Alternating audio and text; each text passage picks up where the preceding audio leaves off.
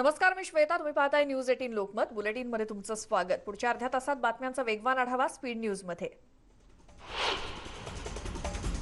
मुंबई आणि परिसराला पावसानं चांगलं झोडपून काढलंय. हवामान विभागानं मुंबईला 2 दिवस ऑरेंज अलर्ट दिलेला आहे. पावसाचा जोर वाढलाय. सकाळी 9:52 समुद्राला भरती आली. दरम्यान जर पावसाचा जोर आणखी वाढला असता तर शहरामध्ये पाणी साचण्याची शक्यता होती. त्या दृष्टीनं प्रशासन सज्ज आहे.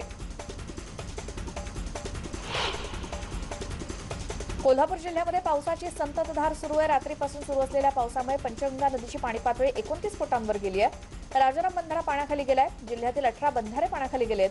तसंच धरण क्षेत्रात पावसाचा जोर कायम आहे.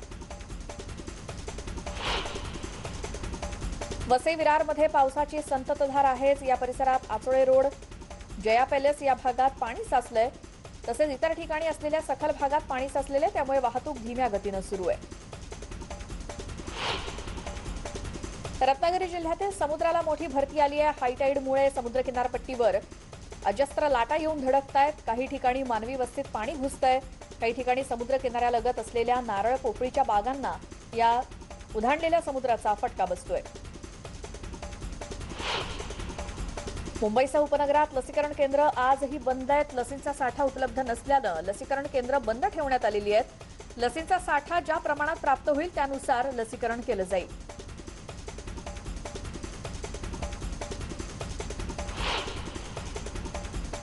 पॅगॅससचे बाप कोण असा खडा सवाल सामनाच्या अग्रलेखातून आज सरकारला विचारण्यात आलाय. यातून निवडक भारतीयांवर हल्ला करण्यात आल्याचं म्हटलं असून हा केंद्राच्या संमतीशिवाय असा हल्ला होऊ शकतो का असा सवाल उपस्थित करण्यात आलाय. सामनाच्या संपादकीयमधून हा सवाल उपस्थित केलेला आहे. हा हेरगिरी प्रकरणाची जबाबदारी ही कोणाची असा सवालही उपस्थित केलाय. तसंच या प्रकरणी जेपीसी चौकशीची मागणी शिवसेनेनं केली आहे. काँग्रेस नेते आणि सार्वजनिक बांधकाम मंत्री अशोक चव्हाण यांनी दिल्लीमध्ये शिवसेना खासदार संजय राऊतांची भेट घेतली. राऊतांच्या निवासस्थानी ही भेट झाली. मराठा आरक्षण प्रकरणी भेट घेत असल्याचं चव्हाणांनी म्हटलं. तसंच मल्लिकार्जुन खरगे, पी चिदंबरम यांची देखील भेट घेणार असल्याचं त्यांनी म्हटलं. मराठा आरक्षणाच्या मुद्द्यावर पंतप्रधान मोदींची भेट घेतलेली होती आणि आता सभागृहातील नेत्यांची भेट घेत आहोत अशी माहिती अशोक चव्हाणांनी दिली. केंद्र सरकारनं ऑक्सिजन अभावी एकाही व्यक्तीचा मृत्यू झाला नसल्याची माहिती दिली. यावरून संजय राऊतांनी केंद्र सरकारवर निशाणा साधला. ऑक्सिजन अभावी मृत झालेल्या व्यक्तींच्या परिवारानं केंद्र सरकारवरती खटला दाखल करावा असा सल्ला त्यांनी दिला. ऑक्सिजन अभावी शेकडो लोकांचा मृत्यू झाला हे सत्य असल्याचं संजय राऊत म्हणाले. अनिल देशमुखांच्या याचिकेवर उद्या निर्णय होण्याची शक्यता आहे. मुंबई हायकोर्ट या संदर्भात निर्णय देण्याची शक्यता असून सीबीआयनं नोंदवलेल्या एफआयआर विरोधातही ही याचिका असून यावर निर्णय होणार आहे. अनिल देशमुखांच्या वतीनं ही याचिका नमूद करण्यात आली आहे. जितेंद्र आव्हाडांनी नाशिक दौऱ्यावरती असताना गणपतीची आरती केली. कोरोना काळातील निर्बंध असतानाही आव्हाडांनी केलेली आरती आता वादात सापडली आहे. नवशा गणपतीच्या गाभाऱ्यात जाऊन आव्हाडांनी गाभाऱ्यात जाऊन आरती केली. त्यांनी निर्बंध असताना आरती कशी काय केली असा सवाल भाविकांनी मंदिर विश्वस्तांना विचारला. या प्रकरणी जितेंद्र आव्हाडांसह 5 कार्यकर्त्यांवर गुन्हा दाखल झालाय.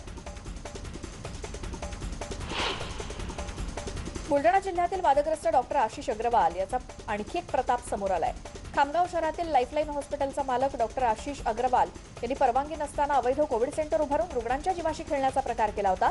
त्यामुळे त्याचं हॉस्पिटल सील करण्यात आलं होतं. मात्र असं असताना डॉक्टर आशिष अग्रवाल यांना आपलं हॉस्पिटल दुसऱ्या ठिकाणी थाटलंय. या हॉस्पिटलमध्ये पुन्हा एका रुग्णाचा मृत्यू झाल्यानं नातेवाईकांनी हॉस्पिटल समोरच चांगलाच गोंधळ घातला. या वादग्रस्त डॉक्टरचं हॉस्पिटल सील असतानाही यानं दुसऱ्या जागी हॉस्पिटल थाटलंच कसं असा सवाल मृतांच्या नातेवाईकांकडून विचारला जातोय. अयोग्य उपचार केल्यामुळेच पुन्हा एकदा या डॉक्टरच्या हॉस्पिटलमध्ये एका धडधाकट रुग्णाचा जीव गेलाय. त्यामुळे नातेवाईकांनी या डॉक्टर विरुद्ध कारवाईची मागणी केली आहे.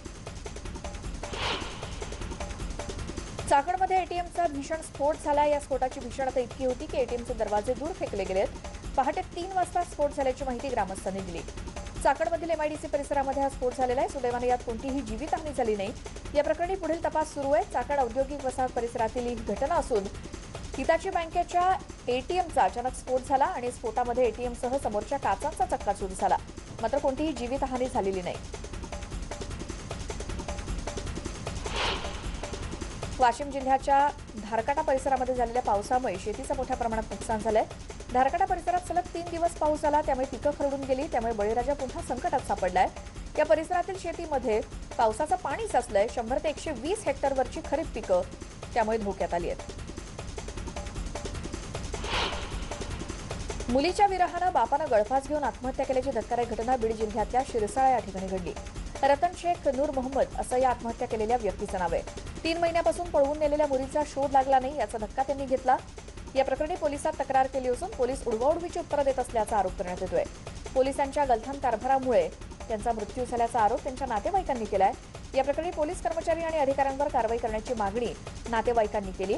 पोलीस स्टेशनसमोर त्यांनी ठिय्या मांडला. यानंतर त्यांना कारवाईचं आश्वासन देण्यात आलं. बुलडाणा शहराच्या बसस्थानकात एका मद्यपीनं धिंगाणा घातला. यावेळी त्यानं बसस्थानकातील चौकशी कक्षाची तोडफोड केली. हा इसम आपल्या बायकोला बाहेरगावी सोडण्यासाठी बसस्थानकावरती आला होता.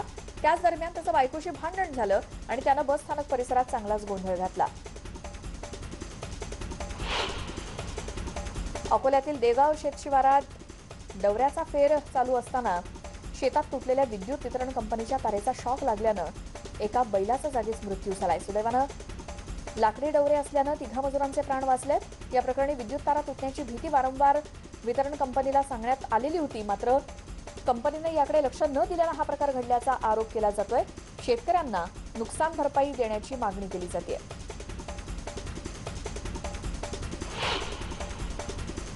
सुमारे 100 फूट खोल विहिरीत पडलेल्या 2 उदमांजरांना जुन्नरच्या रेस्क्यू टीमच्या सदस्यांनी वाचवलं. जुन्नर तालुक्यातील नगदवाडी येथील मधुकर महादेव कोकणे यांच्या विहिरीमध्ये ही 2 उदमांजरं पडली होती. याबाबत विहीर मालकानं वनविभागाला माहिती दिली आणि त्यानंतर तातडीनं बिबट्या रेस्क्यू टीमचे सदस्य सर्पमित्र दीपक माळी आणि मंगल जाधव तिथे पोहोचले आणि दीपक माळी कमरेला दोरी बांधून ग्रामस्थांच्या मदतीनं विहिरीत उतरले. त्यांनी स्वतःचा जीव धोक्यात घालून या दोन्ही उदमांजरांना विहिरीतून बाहेर काढत नैसर्गिक अधिवासामध्ये सोडलं. भुसावळ शहरामध्ये गौसिया नगर भागात रात्रीच्या सुमारास अचानक आग लागली. यात नागरिकांचं नुकसान झालं असून ही आग नेमकी कशामुळे लागली याचं कारण कळू शकलेलं नाही.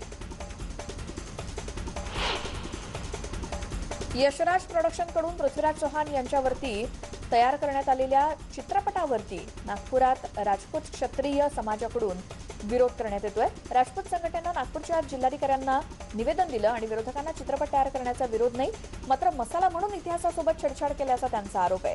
अक्षय कुमार या चित्रपटात मुख्य भूमिकेत आहे. कोरोनाचा प्रादुर्भाव कायम असल्यानं बकरी ईद मुस्लिम बांधवांनी घरीच साजरी करण्याच्या सूचना देण्यात आल्या आहेत. दरवेळी ईदगाह सर्व मुस्लिम बांधव हजारांच्या संख्येनं एकत्रित येतात तिथे, मात्र यावेळी कोरोनाची दुसरी लाट काही अजून संपलेली नाही. 3ऱ्या लाटेची देखील शक्यता आहे. त्यामुळे आजची ईद घरातच साजरी करण्याचं आवाहन जिल्हा प्रशासनानं केलं होतं. त्या आदेशाचं पालन करत बुलढाण्यात मुस्लिम बांधवांनी मशीद ईदगाह इथे न येता घरातच ईद साजरी केली आहे. मुस्लिम बांधवांसाठी महत्वाची बकरी ईद आहे, मात्र कोरोनाचं संकट अजूनही कायम आहे. मनमाड, मालेगावसह नाशिकच्या ग्रामीण भागात साध्या पद्धतीने ईद साजरी करण्यात आली. ईदगाह मैदानावर न जाता मुस्लिम बांधवांनी घरातच नमाज पठण केली. त्यामुळे ईदगाह मैदानावर शुकशुकाट होता. ईद हा मुस्लिम बांधवांचा महत्वाचा सण, मात्र यावर्षीही कोरोनाचं सावट असल्यानं बकरी ईदची नमाज घरातूनच अदा केली. कोरोना महामारीमुळे नमाज घरातूनच अदा केली गेली आहे आणि शहरातील ईदगाह मैदानावर यावर्षी पूर्णतः शुकशुकाट होता. रमजान ईद आणि बकरी ईद हे 2 महत्वाचे मुस्लिम बांधवांचे सण, मात्र हे दोन्ही सण कोरोनाच्या सावटाखालीच घरातच नमाज अदा करून साजरे केले गेले. मुस्लिम बांधवांसाठी पवित्र असलेल्या ईद अल अजहा म्हणजेच बकरी ईदचा सण आजचा देशभरात उत्साहानं साजरा होतोय, मात्र तोही घरोघरीच. मुस्लिम समाजामध्ये कुर्बानीला मोठं महत्त्व आहे, त्यासाठीच आजचा दिवस आहे. इस्लामिक कॅलेंडरनुसार रमजान नंतर जवळपास 2 महिन्यांनंतर बकरी ईद साजरी केली जाते. मुख्यमंत्र्यांनी देखील मुस्लिम बांधवांना ईदच्या शुभेच्छा दिल्या. ड्रोन उडवण्याआधी डीजीसीएची परवानगी घ्यायला लागणार आहे. ड्रोन संदर्भात नौदलानं मोठी घोषणा केली. वेस्टर्न नेव्हल कमांडची कडक सुरक्षा आणि त्याचबरोबर 3 किलोमीटर रेंजमध्ये उडणारा ड्रोन नष्ट करणार असल्याचं सांगण्यात आलंय. ड्रोन उडवणाऱ्यांवर सुद्धा कारवाई होणार आहे. ड्रोन संदर्भात नौदलानं केलेली ही मोठी घोषणा. खासगी विमानांच्या उड्डाणांवरती सुद्धा निर्बंध असणार आहेत. ड्रोन आणि खासगी विमानांच्या उड्डाणासाठी आता इथून पुढे डीजीसीएची परवानगी आवश्यक आहे. डीजीसीएचं परवानगी पत्र WNCला देणं बंधनकारक असणार आहे.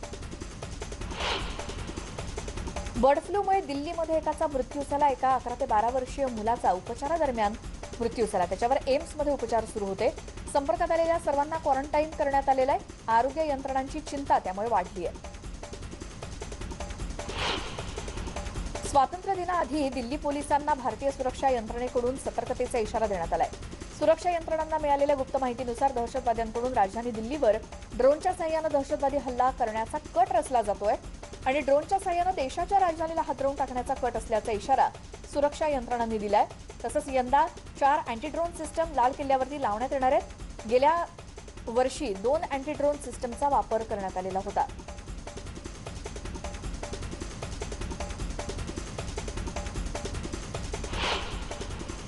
केंद्रीय आरोग्य मंत्रालयाच्या आकडेवारीनुसार गेल्या 24 तासात देशात 42,015 नवीन कोरोना रुग्ण आढळले, तर 3,998 रुग्णांचा कोरोनामुळे उपचारादरम्यान मृत्यू झाला.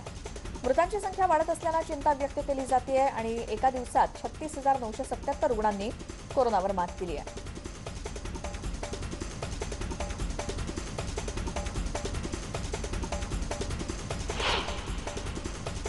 संपूर्ण जगाला हेवा वाटेल अशा सुरक्षितपणे टोकियो ऑलिम्पिकचं आयोजन केलं जाईल अशी ग्वाही जपानचे पंतप्रधान योशिहिदे सुगा यांनी मंगळवारी दिली. टोकियोमध्ये आणीबाणी लागू करण्यात आली असून सामान्य जनतेकडून कोरोनाचा संसर्ग होण्याची शक्यता असताना सुद्धा हजारो खेळाडू पदाधिकारी ऑलिम्पिकसाठी टोकियोमध्ये आलेत.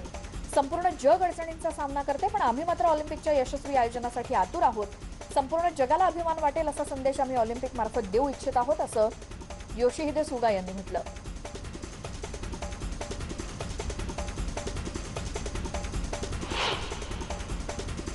हंगामा 2 हा चित्रपट प्रेक्षकांच्या भेटीला आलेला आहे. आता त्या पाठोपाठ आणखी एक चित्रपट घेऊन परेश रावल प्रेक्षकांच्या भेटीला येणार आहेत. लवकरच ते उमेश शुक्ला दिग्दर्शित आंख मिचोली हा चित्रपट घेऊन येत आहेत. प्रमुख भूमिका त्यामध्ये ते साकारतायत. आंख मिचोली या चित्रपटाची घोषणा गेल्या वर्षी करण्यात आली होती. आता या चित्रपटाचं पोस्टर रिलीज करण्यात आलंय.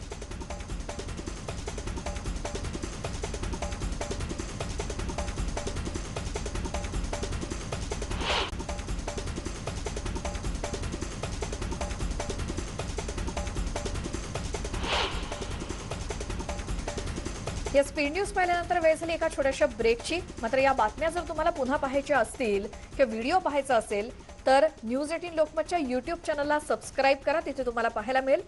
फेसबुक आणि ट्विटरला देखील आम्हाला फॉलो करा. एक छोटासा ब्रेक घेतोय, लगेच परत येतोय. पाहत राहा न्यूज 18 लोकमत.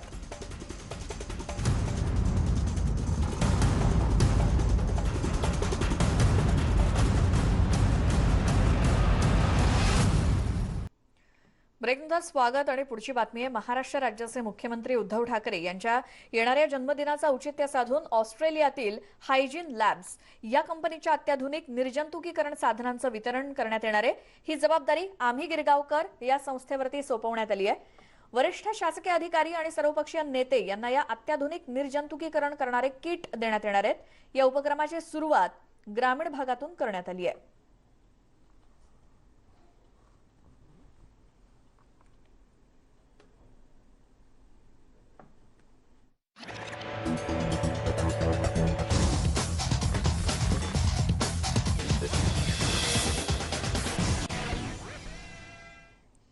आता यानंतर चॅनल सर्फिंग.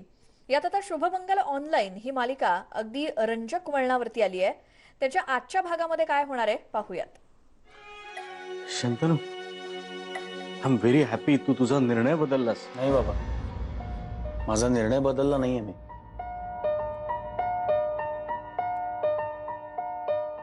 फक्त जायच्या आधी एकदा शर्वरीला भेटायचं होतं म्हणून आलो. बाहेर कॅब वाट बघते. थोड्या वेळात कोचीची फ्लाईट आहे माझी.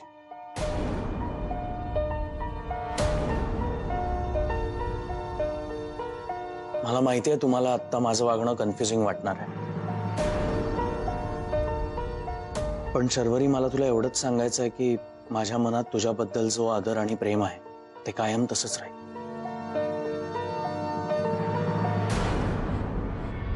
हे बघ, ह्या सगळ्यात वाईटात चांगली गोष्ट म्हणजे आपण दोघांनी आपली मतं स्पष्टपणे एकमेकांसमोर मांडली, पण आपली मतं एकमेकांवर लादण्याचा प्रयत्न नाही केला.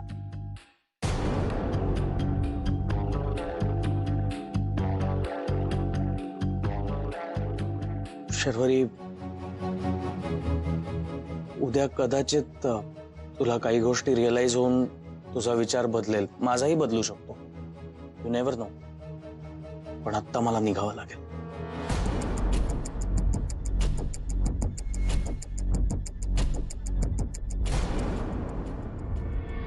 आई, माझ्या लायकीप्रमाणे मला हवी तशी नोकरी मला मिळाली, त्यासाठी मिठाई आणली होती.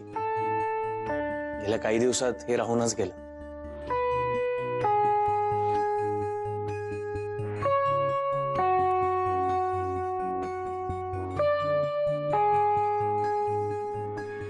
येतो.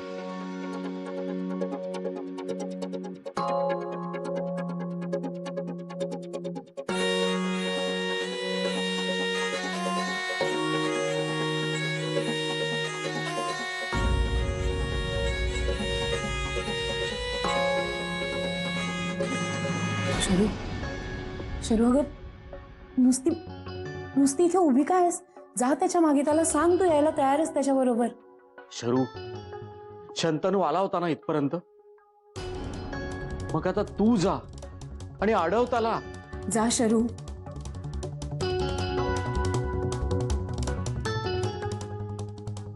जा.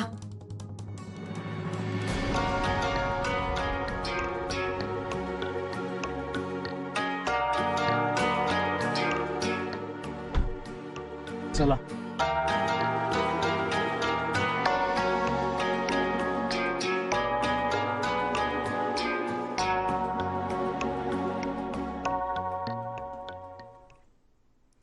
आणि सोबतच वेळ झाली या बुलेटिनमध्ये इथेच थांबण्याची. मात्र एखादी बातमी बुलेटिन दरम्यानची पुन्हा पाहायची असल्यास न्यूज 18 लोकमतच्या युट्यूब चॅनलला तर सबस्क्राईब करा. फेसबुक, ट्विटरवरती आम्हाला फॉलो देखील करा.